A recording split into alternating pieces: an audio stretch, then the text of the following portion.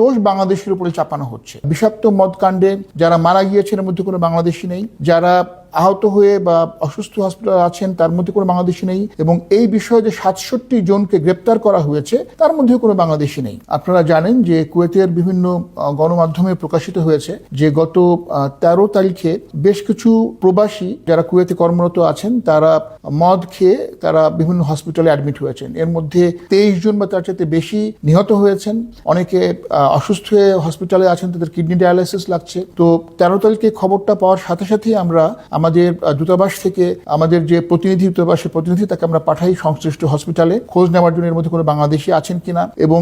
যারা মারা গেছেন তাদের মৃতদেহ যেখানে রাখা ছিল আপনার দাজিজ মর্গ, সেখানে আমরা আমাদের প্রতিনিধি পাঠাই, সংশ্লিষ্ট পুলিশ স্টেশনে আমাদের প্রতিনিধি পাঠাই এবং খোঁজ নিয়ে এর সাথে কোনো বাংলাদেশি জড়িত কিনা, এবং আমরা জানতে পারি যে এর সাথে কোনো বাংলাদেশি জড়িত নেই। কিন্তু আমরা একটু অবাকই হই, গত ১৬ তারিখ রাতে আমরা দেখতে পাই যে কোনো একটি পত্রিকার, কুয়েতি পত্রিকার ইংরেজি ভার্সন সেটা অনলাইনে ভার্সনে আপনারা দেখাচ্ছে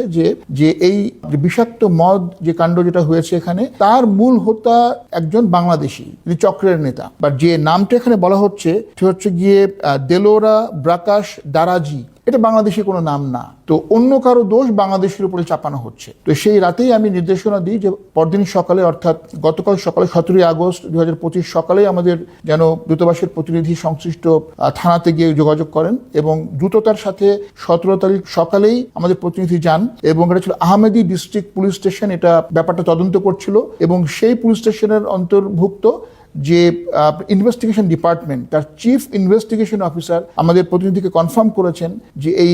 বিষাক্ত মদ কাণ্ডে যারা মারা গিয়েছেন এর মধ্যে কোনো বাংলাদেশি নেই, যারা আহত হয়ে বা অসুস্থ হসপিটালে আছেন তার মধ্যে কোনো বাংলাদেশি নেই, এবং এই বিষয়ে যে ৬৭ জনকে গ্রেপ্তার করা হয়েছে তার মধ্যে কোনো বাংলাদেশি নেই। তা আমরা নিশ্চিত হওয়ার পর দ্রুততার সাথে আমরা যে বিভিন্ন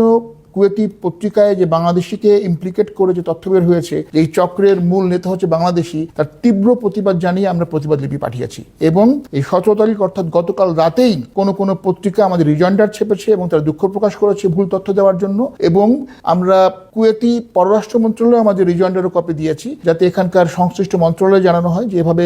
বাংলাদেশিদেরকে মেলাইন করা যাবে না, বাংলাদেশিকে যে দোষ তারা করেনি সেই দোষী বলা তাদের কোনোভাবেই এভাবে চিহ্নিত করা যাবে না। তো আমরা বাংলাদেশিদের স্বার্থ রক্ষার জন্য সর্বদা কাজ করে যাচ্ছি এবং দ্রুত এবং পদ্ধতিগতভাবে কাজ করছি আমাদের স্বার্থকে বহাল রাখার জন্য। ধন্যবাদ।